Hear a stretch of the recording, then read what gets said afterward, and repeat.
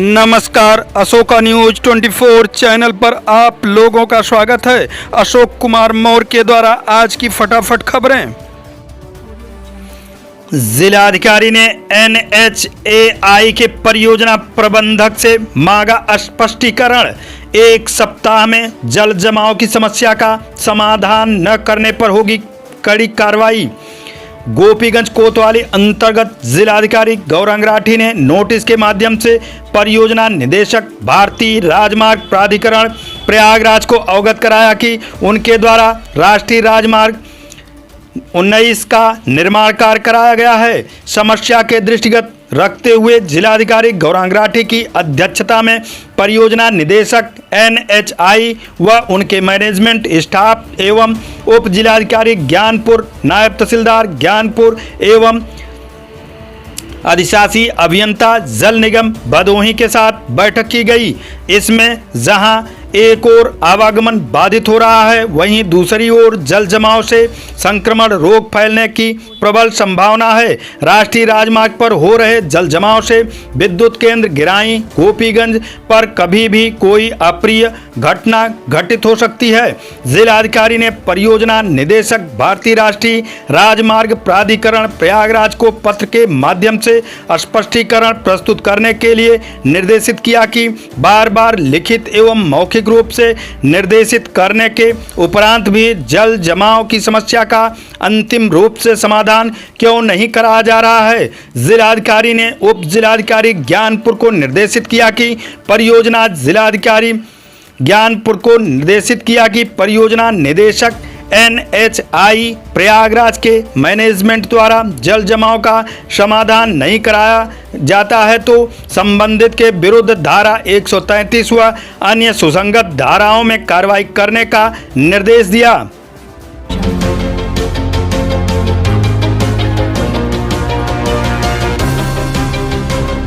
जनपद भदोही में बंद बक्से में अधजली शव मिलने से भदोही जनपद में सनसनी फैल गई थी, जिसकी सूचना पुलिस आला अधिकारियों तक पहुंची। मौके पर आला अधिकारी निरीक्षण करने पहुंचे।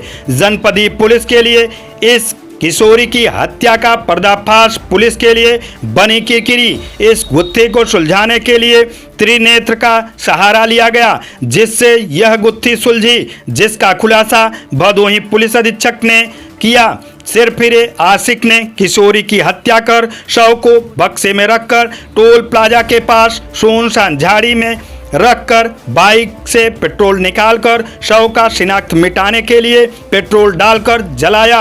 आरोपी उपेंद्र श्रीवास्तव 17 वर्षीय किशोरी से प्रेम करता था। किशोरी इसके साथ साथ एक दूसरे व्यक्ति से भी प्यार करती थी, जिसको मना करने पर किशोरी नहीं मानी तो उपेंद्र श्रीवास्तव ने ऐसा ठोस कदम उठाया कि रूह को दहला देने वाली घटना को अंजाम दे दिया।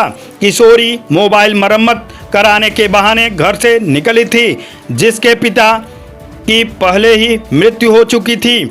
मां अधिवक्ता है, जीने का केवल मां के लिए यही किशोरी एक सहारा थी, जिसका गुमशुदगी की रिपोर्ट मां अधिवक्ता ने 3 सितंबर को सिंगरा थाने में उपेंद्र श्रीवास्तव उर्फ बाबू के खिलाफ बेटी के अपहरण के आरोप में मुकदमा दर्ज करा था। मां को बेटी का अंतिम दर्शन भी नसीब नहीं हुआ।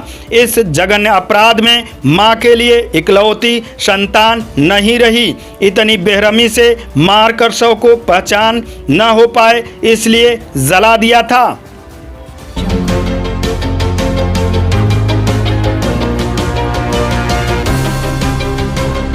कोतवाली क्षेत्र के एक गांव में 2 बच्चों की मां अपने प्रेमी के साथ फरार।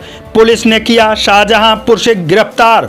जनपद भदोही गोपीगंज कोतवाली क्षेत्र के अंतर्गत एक गांव में पति पत्नी के साथ 2 बच्चों की मां रहती थी। जानकारी के अनुसार 2 बच्चों की मां पड़ोस में रह रहे एक शादीशुदा युवक से आंखें-चार हो गई और रविवार को दोपहर में घर से दवा लेने के बहाने निकली प्रेमिका अपने प्रेमी के साथ शाहजहांपुर के लिए निकल गई। जब पति घर आया तो अपने पत्नी को घर पर नहीं पाया।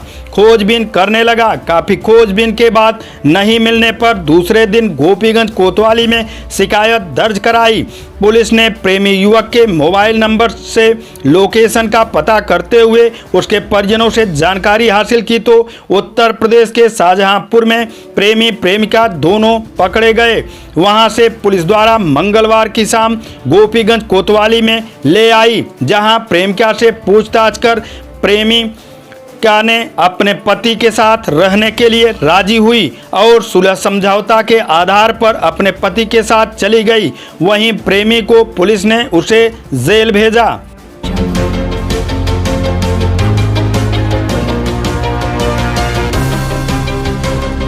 मेरी माटी मेरा देश कार्यक्रम समापन पर जुटे भाजपाई।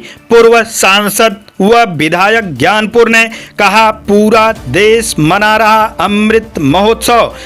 जनपद भदोही गोपीगंज कोतवाली अंतर्गत नगर में बुधवार की शाम अमृत महोत्सव के तहत चलाए जा रहे मेरी माटी मेरा देश अभियान के समापन के क्रम में पूर्व सांसद गोरखनाथ पांडे तथा निषाद पार्टी के ज्ञानपुर विधायक विपुल दुबे सहित पालिका अध्यक्ष जितेंद्र गुप्ता व ब्लॉक प्रमुख बबलू सिंह के नेतृत्व में भारी संख्या में भाजपा कार्यकर्ताओं ने राजमार्ग के कई मोहल्ले में घर घर जनसंपर्क किया।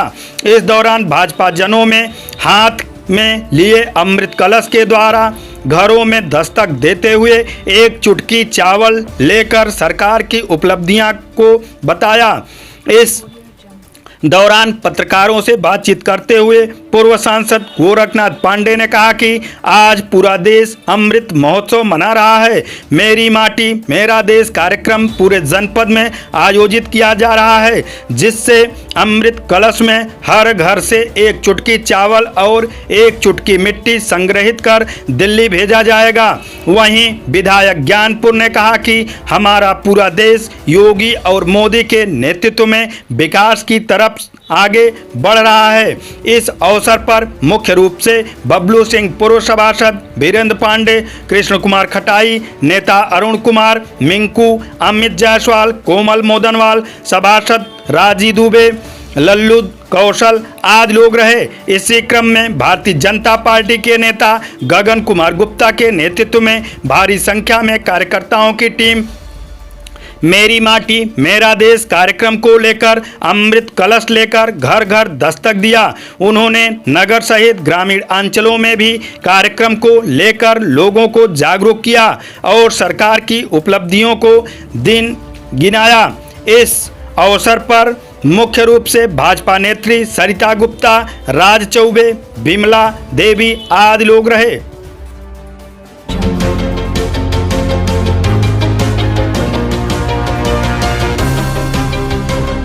जमानत कराकर युवक पहुंचा घर, विपक्षियों ने किया प्राण घातक हमला।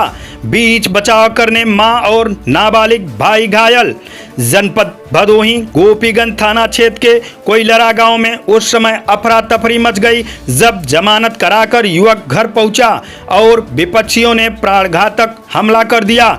मामले में ओम प्रकाश बिंद की पत्नी संगीता देवी ने थाने में तहरीर देकर आरोप लगाया कि उसके पुत्र गौतम कुमार को गोपीगंज पुलिस शांति भंग में चालान कर दिया था। औराई से जमानत कराकर जैसे ही घर पहुंचा, दबंग विपक्षी पूर्व से हाथ में लाठी डंडा, रंबा और धारदार हथियार लेकर उसके पुत्र का इंतजार कर रहे थे और घर के सामने पहुंचने पर उसके ऊपर प्राणघातक हमला कर दिया। शोर सुनकर वह बाहर निकले तो विपक्षी बाल पकड़कर जमीन पर पटक दिया और लाठी डंडे से उसके ऊपर प्रहार कर दिया। इस दौरान बीच बचाव कर रहा छोटा पुत्र आयुष 14 वर्ष को भी विपक्षियों ने मारपीट कर गंभीर रूप से घायल कर दिया। मारपीट में उसके साथ ही उसके दोनों पुत्र गंभीर रूप से घायल हुए हैं। यह भी आरोप लगाया कि मारपीट के दौरान विपक्षी उसकी चांदी की सिकड़ी, चांदी का पायल भी निकाल ले गए और पूरा परिवार की जान से मारने की धमकी देते गए, धमकी भी दिए।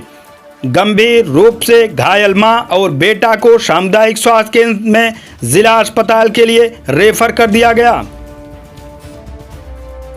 दीपक कुमार सर। ये बताइए दीपक जी, क्या मामला हुई, कैसे क्या घटना है पूरा?